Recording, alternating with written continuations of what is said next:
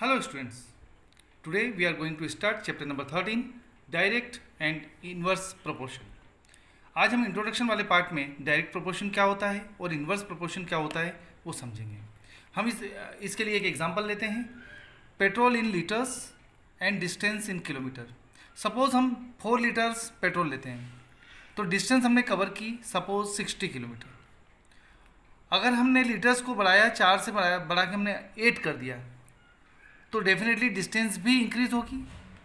तो जब हमने 4 लीटर की बजाय हमने 8 लीटर लिया तो 60 की बजाय हम 120 किलोमीटर डिस्टेंस कवर करेंगे। अगर मैंने 8 से 12 किया तो डेफिनेटली डिस्टेंस जो कवर करेंगे वो भी बढ़ेगी। तो यहाँ पे हम देखते हैं कि we find that the value of X increases. हमने मान लिया लीटर्स को एक्स और डिस्टेंस को मान लिया वाई, ये क्वांटिटी दोनों अलग अलग। तो जब x इंक्रीज हो रहा है, 4 के बाद 8 हुआ, 8 के बाद 12 देन 20, तो when we find that the value of x increases, value of y is also increasing.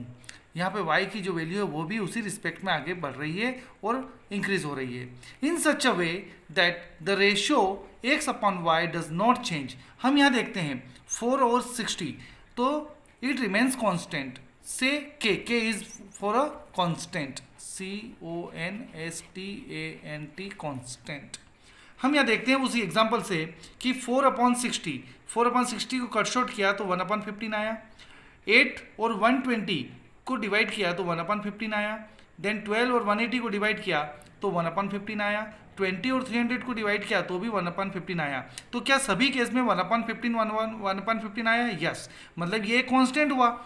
1/15 is a constant, मतलब ratio of these two quantities is constant.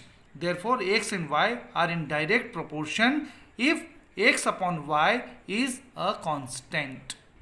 Now inverse proportion. In this inverse proportion, यहाँ पे direct proportion में क्या हुआ था, एक quantity बढ़ रही थी तो दूसरी क्वांटिटी भी इंक्रीज हो रही थी, या एक कम होगी तो दूसरी भी कम होगी। बट इन इनवर्स प्रोपोर्शन क्या होता है, हम एक एग्जांपल के थ्रू समझते हैं। Speed in kilometre per hour and time taken in hours it is given. जब हमारे किसी गाड़ी की स्पीड है 40 किलोमीटर पर आवर, तो किसी जगह पे मान लो किसी अपने को डेस्टिनेशन पे जाना है तो हमें 1 घंटा लग रहा है। मान लो हमारी स्पीड हमने कम कर दी, 40 किलोमीटर पर आवर की बजाय हमने कर दी 20 किलोमीटर पर आवर, तो हमने जाने का समय डेफिनेटली क्या हो जाएगा, जब हमने स्पीड कम की तो टाइम क्या होगा, बढ़ेगा। यहाँ पे एक क्वांटिटी कम हो रही है, वन इज डिक्रीजिंग तो अनदर इज इंक्रीजिंग। हमने और कम की तो ये और बढ़ गई। हमने अगर speed only 5 kilometre per hour कर दी तो जो डेस्टिनेशन पे जाने का समय है वो 8 घंटे लगेगा।